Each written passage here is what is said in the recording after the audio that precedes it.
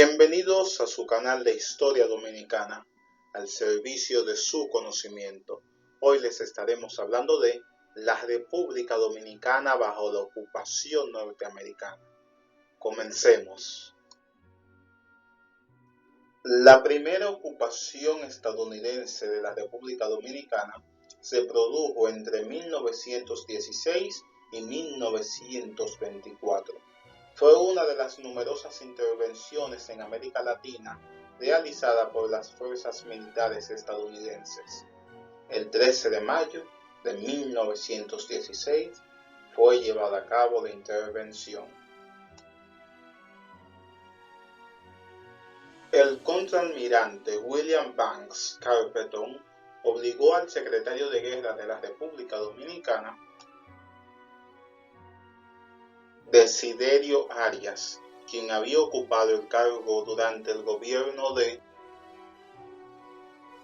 Juan Isidro Jiménez, a abandonar Santo Domingo bajo la amenaza de realizar un bombardeo naval a la ciudad. El primer enfrentamiento importante se produjo el 27 de junio de 1916 en las Trincheras, una posición defensiva utilizada durante mucho tiempo por los ejércitos revolucionarios.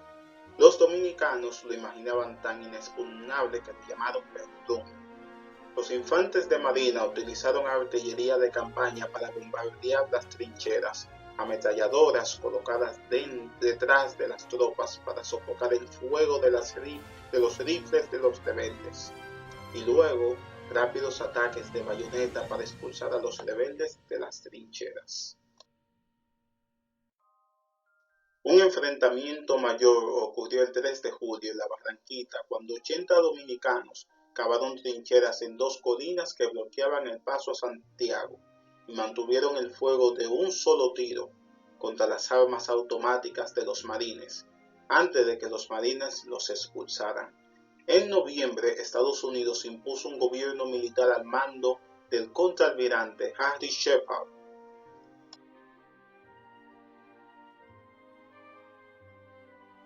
Al imperialismo norteamericano le interesaba modernizar la economía del país, sobre todo construir carreteras para ampliar sus inversiones en la economía de exportación. La influencia de Estados Unidos era cada vez mayor en su rubro, principalmente en la industria azucarera, que con la Guerra Mundial de 1914-1918 se había vuelto más rentable, debido a la baja de la producción de azúcar de remolacha en los países europeos involucrados en el conflicto. La Guerra Mundial disparó los precios del azúcar de $3 el quintal en 1914 a $25 en 1920.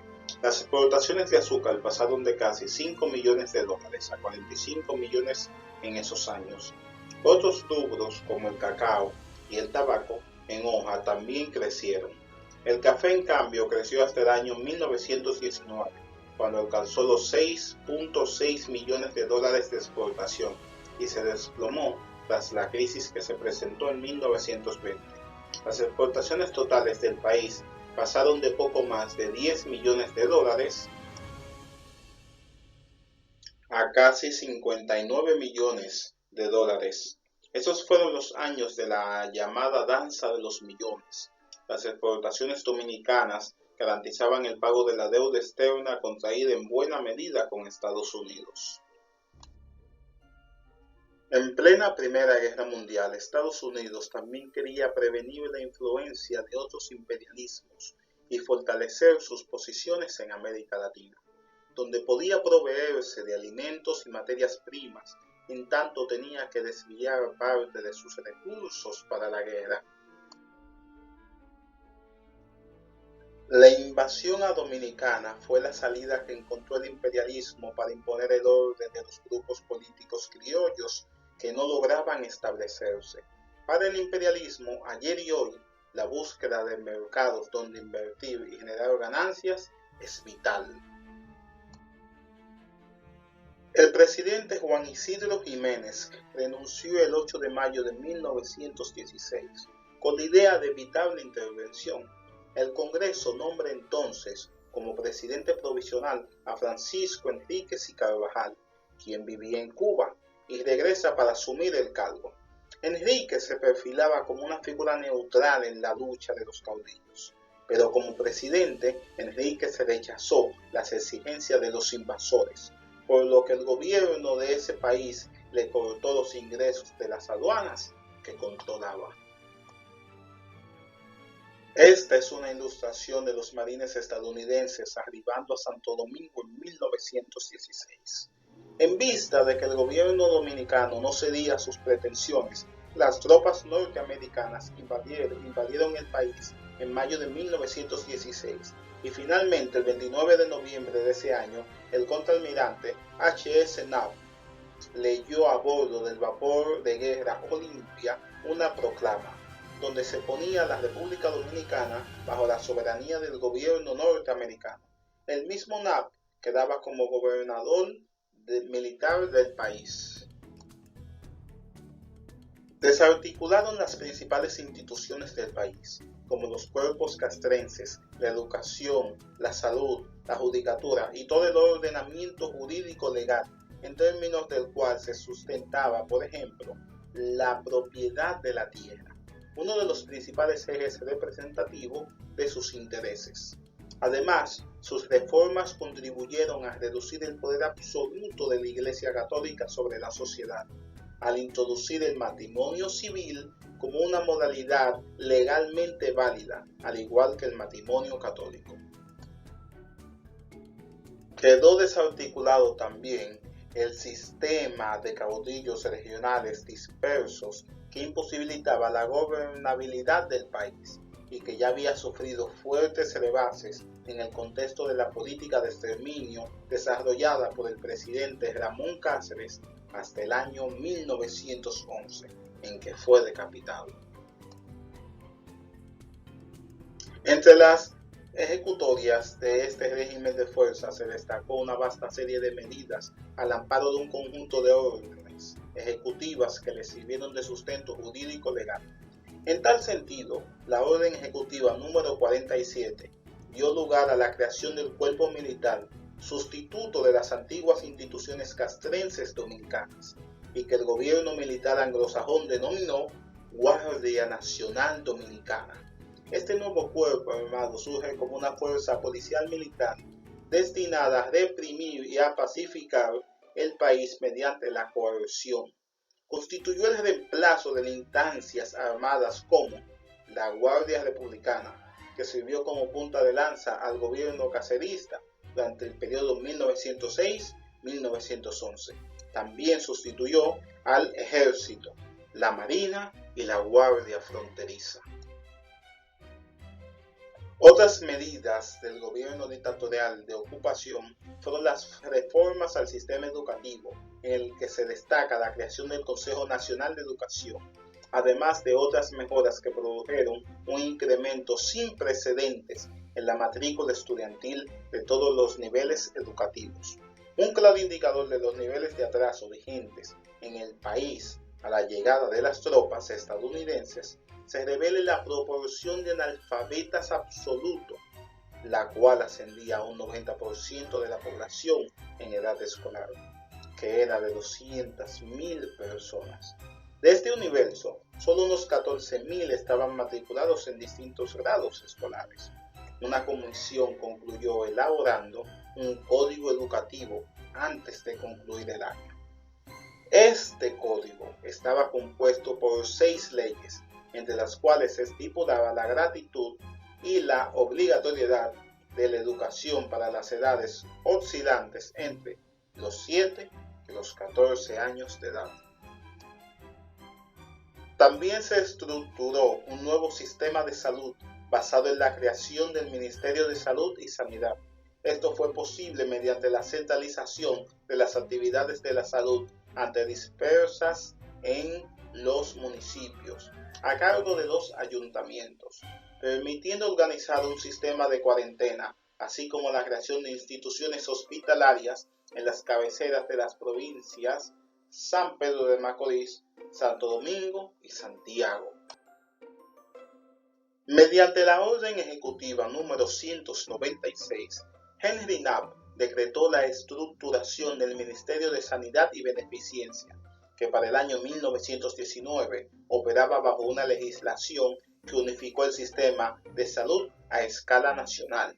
También se desarrolló un vasto programa de construcciones de carreteras, unas que habían sido planeadas a inicios por el presidente Ramón Cáceres y otras nuevas como la autopista Duarte-Santo Domingo-Santiago, además de mejoras a las obras ferroviarias ya existentes, así como puertos, edificaciones y una amplia red de telecomunicaciones.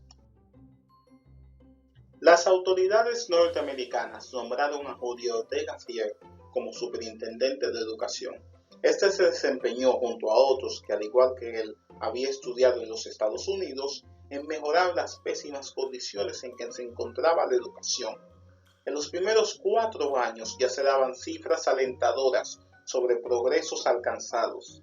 Cerca de la mitad en edad escolar se había matriculado y alcanzaban en 85% de asistencia.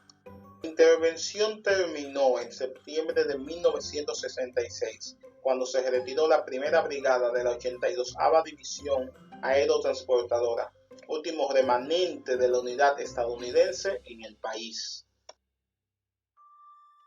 Pero, a pesar de la retirada de las tropas estadounidenses, se mantuvo la preocupación respecto a la recaudación y uso de los ingresos aduaneros del país. Para solucionar este problema, representantes de Estados Unidos y del gobierno de República Dominicana se reunieron en una convención y firmaron un tratado el 27 de diciembre de 1924, mediante el cual se cedió a Estados Unidos el control sobre los ingresos aduaneros del país. Este tratado fue motivo de un largo resentimiento entre Estados Unidos y el pueblo dominicano, hasta que, en 1944, el Tratado Trujillo-Hull derogó al anterior y los ingresos aduaneros del país volvieron de nuevo a ser administrados por el gobierno dominicano. Durante el gobierno de Eladio Victoria en 1912, el gobierno de los Estados Unidos acrecentó su acción intervencionista enviando una comisión investigadora, ya que la deuda pública había sido aumentada sin el consentimiento de Washington. Dicha comisión empeoró la situación al querer intervenir directamente en asuntos internos del Estado Dominicano. En 1914, los Estados Unidos presentaron el Plan Wilson para el restablecimiento de la paz y el establecimiento del orden en Santo Domingo. El plan hacía más efectiva la injerencia, pues demandaba no solo la renuncia del entonces presidente, el general José Bordas Valdés, quien había asumido la presidencia de la República el 14 de abril de 1913, sino también de nombrar a un gobernante provisional. Este plan buscaba la celebración de nuevas elecciones tras el caos y el desorden político en que se encontraba la República Dominicana hasta ese entonces. En 1914, Jiménez llega nuevamente a la presidencia y de inmediato nombra a Desiderio Arias como ministro de Guerra y Marina. Estados Unidos, sospechoso de que Arias daría un golpe de estado a Jiménez, lo que Washington argumentó para intervenir en el país, Jiménez renuncia de la presidencia, mientras en Montecristi se arma otra sublevación, pero los Estados Unidos logran vencerla. El 29 de noviembre de ese mismo año, en 1916, el jefe de las fuerzas de ocupación de los Estados Unidos para el Atlántico, capitán Henry Knapp, también traía la orden de su gobierno de que la República Dominicana quedaba ocupada militarmente por la Marina de los Estados Unidos de Norteamérica. Como dato extra a nuestros queridos historiadores, una de las consecuencias de la ocupación fue el ascenso al poder de Rafael Leónidas Trujillo. Trujillo fue miembro de la Guardia Nacional creada a principios de 1919 por Estados Unidos y, no obstante, a ser una persona de calidad moral cuestionable, recibió altas calificaciones por parte de los oficiales militares estadounidenses y finalmente se convirtió en jefe de personal del ejército del país en 1928, donde prosiguió pensando y maniobrando sus maquinaciones.